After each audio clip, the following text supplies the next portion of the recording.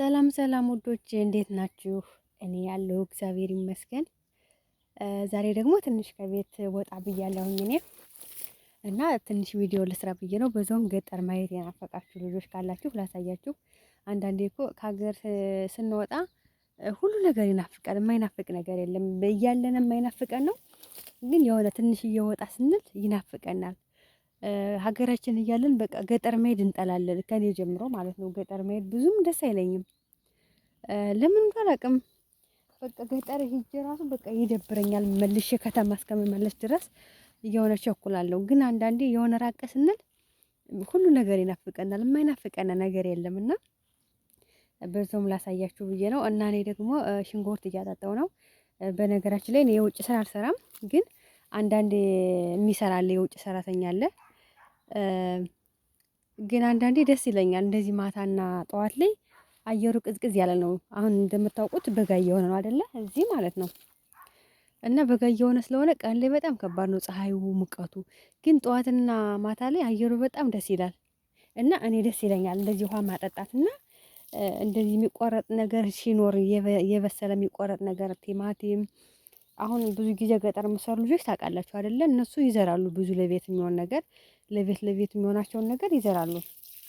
እና ሲደርስ ደግሞ አሳያችኋለሁ። እና እንደዚህ አይነት ነገር ሲኖር እኔ ያስደስተኛል። ደስ ብሎ ነው የምሰራው ማለት ነው። በቃ አንዳንድ የሆነ እንደ መደበሪያ የምትጠቀሙት ነገር የለም፣ ስራ ሆኖ ግን እንደ መደበሪያ ማለት ነው። እና እኔ እንደዛ ነው የምጠቀመው እና እላችኋለሁ ውዶቼ። በዛውም ትንሽ እያሳየኋቸው ማለት ነው። እዚህ ጋር እንትን አለ፣ ወራ አናፕ አለ። ኢትዮጵያ ወይን ነው የሚባለው። ወይን የሚባለው አላውቅም፣ ፍሬው ይሁን ዛፉ ብቻ አላውቅም። እኔ ወይን በሚባለው ነው የማውቀው። እዚህ ጋር ደግሞ ምን አለ መሰላችሁ? ይሄ ደግሞ የሚታየው ዛፍ ስኑበር ይባላል። በኢትዮጵያ ስኑበር መቼ የምታውቁ ልጆች ትኖራላችሁ። ኢትዮጵያን ያላውቀውም ስሙን። በኢትዮጵያ ዛፉ ዝም ብሎ እንትን ነው የሚባለው፣ ምንድን ነው በጽድ ነው የሚባለው። እኔ ባለሁበት አካባቢ ግን ፍሬ የለውም። እዚህ ሀገር ደግሞ ያፈራል። በጣም ውድ ነው ራሱ ስኑበሩ ማለት ነው። እና ይሄ ሞራ አናፕ ነው። አሁን ደግሞ ወደዚህ ሂጅ ላሳያችሁ።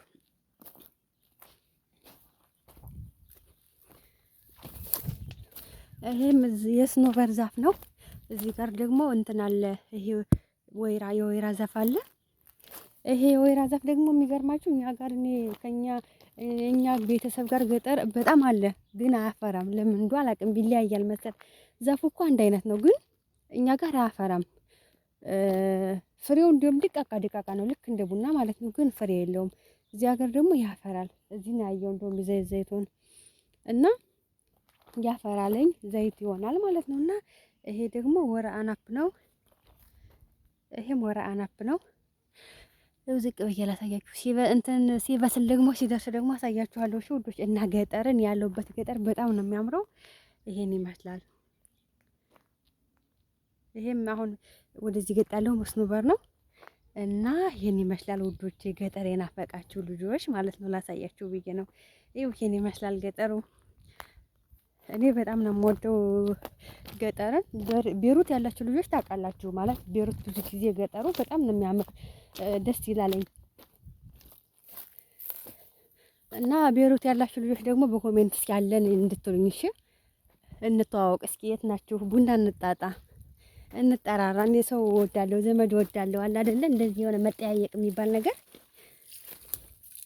እና እንደዛ እኔ ሰዎች እንትን ስለሆነ ማለት ነፃነት ስላለኝ ችግር የለውም። ወደ እኔ አካባቢ ከሆናችሁ የምትሰሩት ብንገናኝ ራሱ ደስ ይለኛል። እና ይሄን ይመስላላችኋለሁ ውዶቼ። ሲቀጥል ደግሞ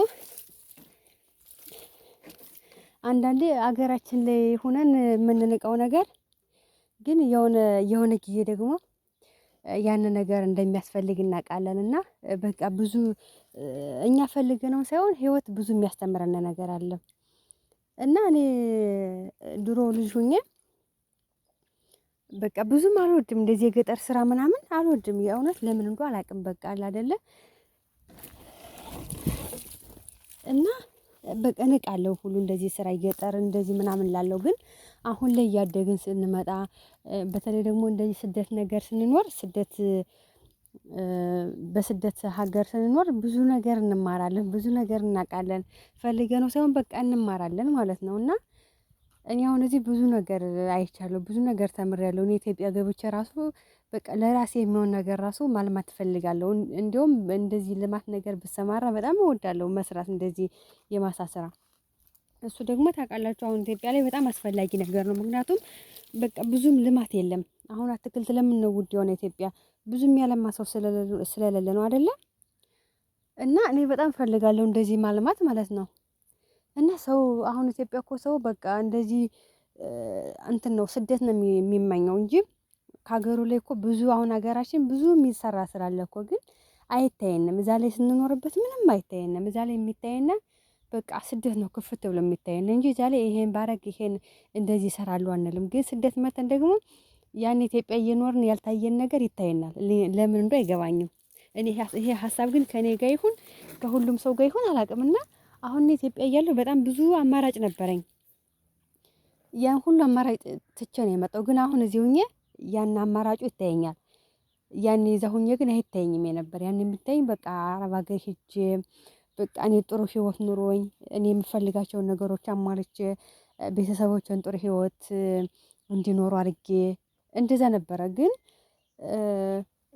አረብ ሀገር እንደና ሲጀመር ማለት ይሄ አረብ ሀገር የምትኖሩ ሰዎች ታውቃላችሁ፣ ባልናገርም ራሱ ታውቃላችሁ እየኖራችሁ የሁላችንም ህይወት የሚገርመው አንድ አይነት ነው፣ ተመሳሳይ ነውና አገራችን መስራ ብንሰራ እኛ እንስራ ብንል የእውነት እንቀየራለን።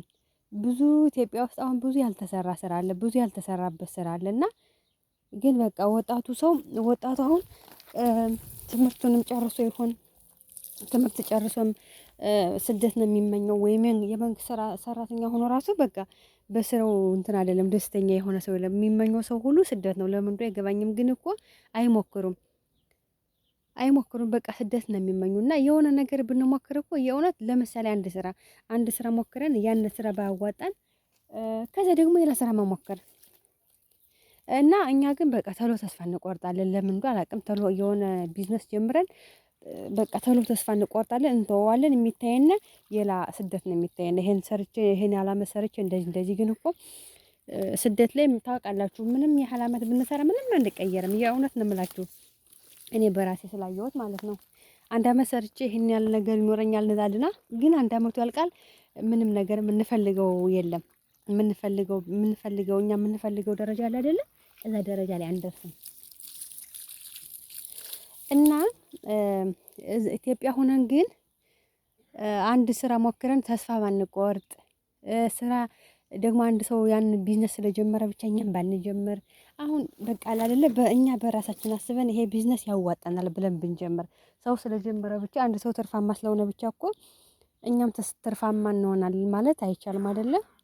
ሁሉም ሰው የሆነ የራሱ ነገር አለው ራሱ የሚወደው። አሁን ራሴ የምወደው ስራ አለ ከፊት ጀምሬ የምመኘው ስራ ማለት ነው። ያንን ስራ ሰው ስለሰራው ሳይሆን እኔ ውስጤ ይፈልገዋል ያን ስራ መስራት ማለት ነው።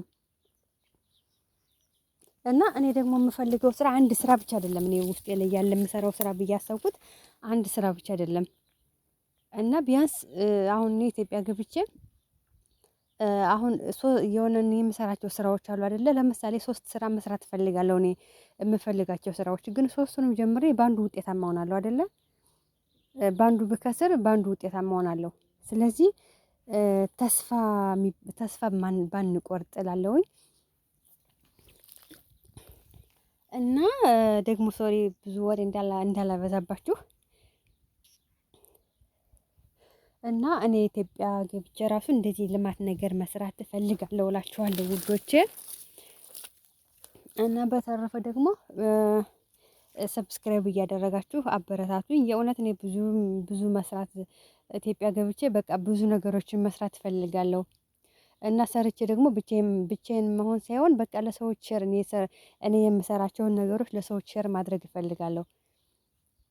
እና አንዳንዴ ደግሞ እኛ ውስጣችን የሆነ ስራ ስንጀምር ውስጣችን አሳምነነው ከገባነ ትርፋማ እንሆናለን። ምክንያቱም ያን ስራ ከውስጣችን ነው ያለ ከውስጣችን ነው የመነጨ አይደለም። እና እናንተ ሰብስክራይብ እያደረጋችሁ አበረታቱኝ። እኔ ብዙ የምሰራቸው ስራዎች አሉ። ብዙ ያሰብኳቸው ነገሮች አሉ። ደግሞ አንዳንዴ ሰው ያስባል እግዚአብሔር ይፈጸማል አይደለም የሚባለው እና ፈጣሪም ይጨመርበትና እንደዛ ነው እላችኋለሁ ውዶች። በተረፈ በያላችሁበት ሰላማችሁ ይብዛልኝ። ደግሞ በሌላ ቪዲዮ እስከምንገናኝ ድረስ ሰላማችሁ ይብዛ። ገጠር ማየት የምትፈልጉ ሌላ ቦታ ማየት የምትፈልጉ ልጆች ካላችሁ በኮሜንት ጻፉልኝ። ብዙ የሚታዩ ቦታዎች አሉ፣ አሳያችኋለሁ። እሺ ውዶች፣ ባይ ባይ።